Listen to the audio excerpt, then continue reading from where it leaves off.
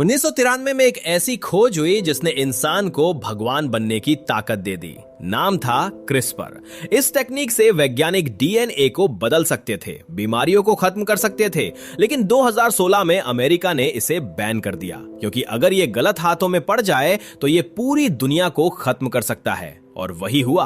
Space station Athena एक पूरी तरह तबाह हो चुका है। हर तरफ आग, मलबा और मौत। सिर्फ एक इंसान जिंदा है, कैरी। वो कंट्रोल रूम से मदद मांगती है, लेकिन उसका बॉस कहता है पहले म्यूटाजिन के सैंपल लेकर आओ, तभी एस्केप कैप्सूल खुलेगा। अब सोच, मौत सामने खड़ी है, फिर भी कैरी को उसी मौत के बीच जाना पड़ता है। डरते हुए वो मलबे में घुसती है और किसी तरह तीनों सैंपल हासिल कर लेती है, लेकिन तभी उसे कोई देख रहा होता है। एक एक्सपेरिमेंट गलत हो चुका था और अब वहां मौजूद है एक विशालकाय म्यूटेटेड चूहा जो पागल हो चुका है। अब शुरू होती है असली भागदौड़। कैरी जान बचाने के लिए भागती है, आग, मलबा और टूटते स्टेशन के बीच, और ठीक आखिरी सेकंड पर वो एस्केप कैप्सूल में घुस जाती है। स्टेशन फट जाता है, कैरी बच गई, लेकिन कहानी यहीं खत्म नहीं होती क्योंकि चूहे के हमले से कैप्सूल भी डैमेज हो चुका था और कुछ ही पलों बाद कैप्सूल भी फट जाता है और कैरी के टुकड़े पृथ्वी की ओर गिरने लगते हैं। कुछ समय बाद San Diego wild life sanctuary में डेविस अपने दोस्त नेल्सन और नए स्टाफ को गोरिल्ला एंक्लोजर दिखा रहा होता है। तभी दिखता है पावो, एक नया गोरिल्ला जो काफी आक्रामक है, लेकिन डेविस उसे साइन लैंग्वेज से शांत कर देता है। और तभी एंट्री होती है उसके सबसे खास दोस्त जॉर्ज की, जो एक बेहद समझदार गोरिल्ला है। लेकिन दूसरे नर गोरिल्ला की मौजूदगी से पावो फिर भड़क जाता है। एक कर्मचारी डरकर भागने लगता है और पावो उसके पीछे पड़ जाता है, लेकिन इससे पहले कुछ गलत हो, जॉर्ज बीच में आकर उसे डरा देता है और मामला शांत हो जाता है। बाद में जॉर्ज और डेविस साइन लैंग्वेज में मजाक करते हैं, यहां तक कि जब डेविस फिस्ट बम्प मांगता है तो जॉर्ज उसे मिडिल फिंगर दिखा देता है। शाम होते ही कैरी द्वारा निकाले गए म्यूटाजिन के कैनिस्टर पृथ्वी पर गिरते हैं। एक सीधे सेंचुरी में गिरता है और जॉर्ज पर अपना केमिकल फैला देता है। दूसरा जंगल में गिरता है, जिसे एक भेड़िया ढूंढ लेता है, और तीसरा नदी में गिरकर एक मगरमच्छ के पेट में चला जाता है। अगले दिन डेविस को पता चलता है कि जॉर्ज असामान्य रूप से आक्रामक हो गया है और उसने एक भालू को मार डाला है। जब वो जॉर्ज को देखता है तो पता चलता है कि वो खुद भी घायल है, लेकिन सबसे बड़ा झटका यह है कि जॉर्ज का आकार तेजी से बढ़ रहा है। डेविस को कैनिस्टर मिलता है और वो समझ जाता है कि कुछ बहुत खतरनाक हो रहा है। इधर एनर्जीन कंपनी में क्लेयर खुश है क्योंकि उसका एक्सपेरिमेंट सफल हो चुका है और वो अब इन म्यूटेटेड जानवरों को हथियार की तरह इस्तेमाल करना चाहती है। तभी जॉर्ज का गुस्सा फूट पड़ता है। वो पिंजरा तोड़कर बाहर निकल आता है और पूरे सेंचुरी में तबाही मचा देता है। लोग चीखने लगते हैं, कारें टूटने लगती है, पुलिस आ जाती है और उसे मारने वाली होती है, लेकिन डेविस किसी तरह उसे शांत कर देता है। तभी एक स्नाइपर ट्रैंक्विलाइजर डार्ट मार देता है और जॉर्ज गिर जाता है। दूसरी तरफ जंगल में म्यूटेटेड भेड़िया राल्फ पूरी मिलिट्री टीम को खत्म कर देता है। उसकी ताकत इतनी ज्यादा है कि गोलियां भी उस पर असर नहीं करती और वो हेलीकॉप्टर तक को गिरा देता है। अब ये तीनों जानवर इंसानों के लिए मौत बन चुके हैं और असली तबाही अभी बाकी है। प्लेन में जॉर्ज को सेडेट किया जाना था, लेकिन क्लेयर की चाल से वो अचानक पूरी तरह गुस्से में जाग जाता है और अगले ही पल पिंजरा तोड़कर बाहर निकल आता है। अब वो किसी तूफान से कम नहीं होता। सामने जो भी आता है उसे ऐसे उछालता है जैसे वो कुछ भी ना हो। गार्ड्स उस पर गोलियां बरसाते हैं, लेकिन कोई असर नहीं होता। और जब रसल उसे रोकने की कोशिश करता है तो जॉर्ज उसे अपने पैरों तले कुचल देता है। डेविस उसे शांत करने की कोशिश करता है, लेकिन तभी एक और गोली चलती है और जॉर्ज और ज्यादा खतरनाक हो जाता है। तभी एक गोली पास रखे विस्फोटक बॉक्स से टकराती है, जो जोरदार धमाके के साथ फट जाता है और प्लेन का टरबाइन तबाह हो जाता है। अब प्लेन तेजी से नीचे गिरने लगता है। इसी अफरा तफरी में जॉर्ज एक कार्ड से टकराकर दीवार से जा लगता है। डेविस तुरंत केट और रसल को पैराशूट पहनाता है और तीनों प्लेन से कूद जाते हैं।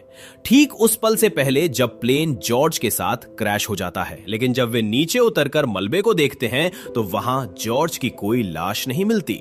सिर्फ घास पर एक गहरी ट्रेल होती है जो साफ बताती है कि जॉर्ज जिंदा है और शहर की तरफ बढ़ रहा है। उधर एनर्जीन में क्लेयर को जब पता चलता है कि केट जिंदा बच गई है तो वो आग बबूला हो जाती है। तभी FBI एजेंट्स कंपनी की सारी फाइल्स और सबूत जब्त करने पहुंच जाते हैं और अपनी सफाई में क्लेयर पूरा दोष केट पर डालने की कोशिश करती है। इधर डेविस केट को छोड़ने का फैसला करता है क्योंकि उसने इंसानों का सबसे बुरा रूप पहले ही देख लिया था। जब उसने जॉर्ज को बचाया था तब वो सिर्फ एक छोटा बच्चा था जो कार के नीचे छिपकर अपनी मां की मौत देख रहा था।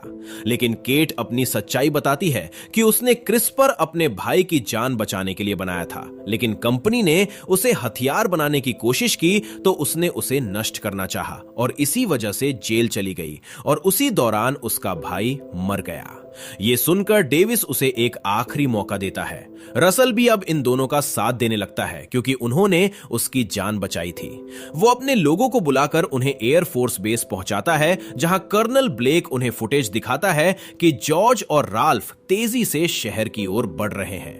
डेविस समझ जाता है कि ये कोई संयोग नहीं है और केट बताती है कि उन्हें कोई सिग्नल बुला रहा है, यानी क्लेयर उन्हें अपनी बिल्डिंग की तरफ खींच रही है।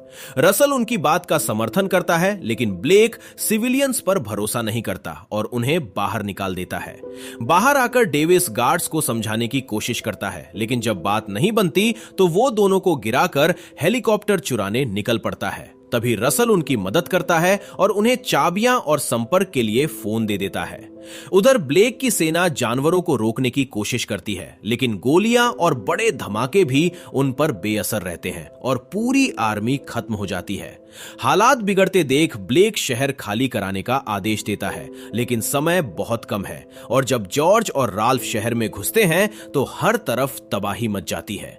इमारतें गिरने लगती हैं, गाड़ियां उड़ने लगती हैं और हेलीकॉप्टर एक एक करके गिरते जाते हैं। तभी नदी से निकलकर लिजी भी इस तबाही में शामिल हो जाती है और अपनी विशाल ताकत से टैंकों और जेट्स को चकनाचूर कर देती है। अब हालात इतने बेकाबू हो जाते हैं कि ब्लेक आधा शहर उड़ाने वाले बम का आदेश दे देता है।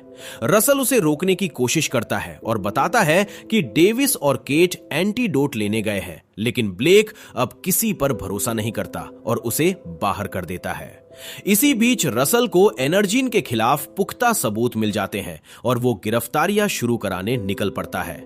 दूसरी तरफ डेविस और केट एनर्जीन बिल्डिंग में घुसकर 3 एंटीडोट चुरा लेते हैं, लेकिन क्लेयर उन्हें कैमरे में देख लेती है और उनका सामना करने पहुंच जाती है। वो बताते हैं कि एंटीडोट सिर्फ आक्रामकता रोकेगा, आकार नहीं बदल पाएगा। फिर वो शीशियां छीन लेती है और डेविस को गोली मार देती है, जो जमीन पर गिर जाता है। इसके बाद वो केट को बंधक बनाकर छत पर ले जाती है, लेकिन जैसे ही वो हेलीकॉप्टर से भागने वाली होती है तभी जॉर्ज बिल्डिंग पर चढ़कर हेलीकॉप्टर को तोड़ देता है और केट लगभग गिरने ही वाली होती है कि उसी समय डेविस वापस आकर उसे बचा लेता है और बताता है कि गोली जानलेवा नहीं थी। तभी जॉर्ज एंटीना को तोड़ देता है और सिग्नल बंद हो जाता है। केट बताती है कि वो एक एंटीडोट छुपाने में कामयाब रही थी और अब वे जॉर्ज को बचा सकते हैं। तभी क्लेयर फिर सामने आती है, लेकिन इस बार केट चालाकी से एंटीडोट उसकी बैग में डाल देती है और उसे मारकर पीछे हट जाती है। डेविस जॉर्ज को पुकारता है और जॉर्ज केट को पकड़ लेता है। इसी दौरान एंटीडोट भी उसके अंदर चला जाता है। उधर ब्रेट भागने की कोशिश करता है और अपने साथ डेटा लेकर निकलता है, लेकिन बाहर निकलते ही गिरते मलबे में दबकर मर जाता है। और दूसरी तरफ लिजी और राल्फ भी बिल्डिंग को पूरी तरह तबाह करने में लग जाते हैं। जबकि एंटीडोट असर दिखाना शुरू करता है और जॉर्ज धीरे धीरे शांत होने लगता है, तभी डेविस और केट एक टूटे हुए हेलीकॉप्टर को पकड़ लेते हैं और ठीक उसी पल वहां से निकलते हैं जब पूरी इमारत ढहने लगती है।